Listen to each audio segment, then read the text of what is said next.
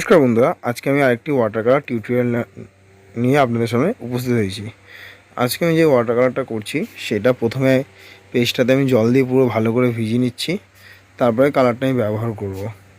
ঠিক আছে, আমি এখানে যে কালারগুলো ব্যবহার করছি সেটা হচ্ছে ultramarine blue, gamboge yellow, crimson lake, ultramarine blue, Prussian blue, cobalt blue, sap green. এই কালারগুলো আমি এই ওয়াটার কালারের ক্ষেত্রে বা ওয়াটার কালারের পেন্টিংয়ের ক্ষেত্রে ব্যবহার করছি।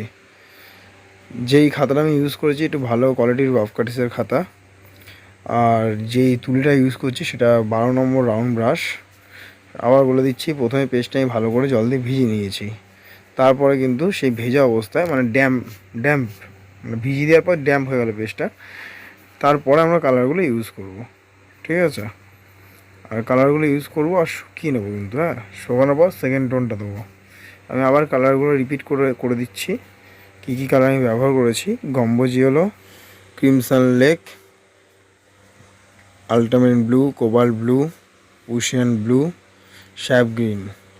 এই কালারগুলো আমি এই ড্রয়িংটার ক্ষেত্রে ব্যবহার করেছি বা এই ওয়াটার কালার পেন্টিংটার ক্ষেত্রে ব্যবহার করেছি। এই জন্য মন দিয়ে দেখুন, স্কিপ না করে। স্কিপ করলে কিচ্ছু বুঝতে পারবেন না। আর আমার ভিডিওটা যদি আপনাদের ভালো লেগে থাকে তাহলে অবশ্যই সাবস্ক্রাইব করবেন চ্যানেলটা, আর অবশ্যই কমেন্ট করে জানাবেন যে ভিডিওটা আপনাদের কেমন লাগলো। অবশ্যই কমেন্ট করে জানাবেন যে ভিডিওটা আপনাদের কেমন লাগলো। আর যদি কোনো অসুবিধা হয়ে থাকে, কিছু বুঝতে আমাকে কমেন্ট করে জানাবেন, আমি হেল্প অবশ্যই করে দেবো।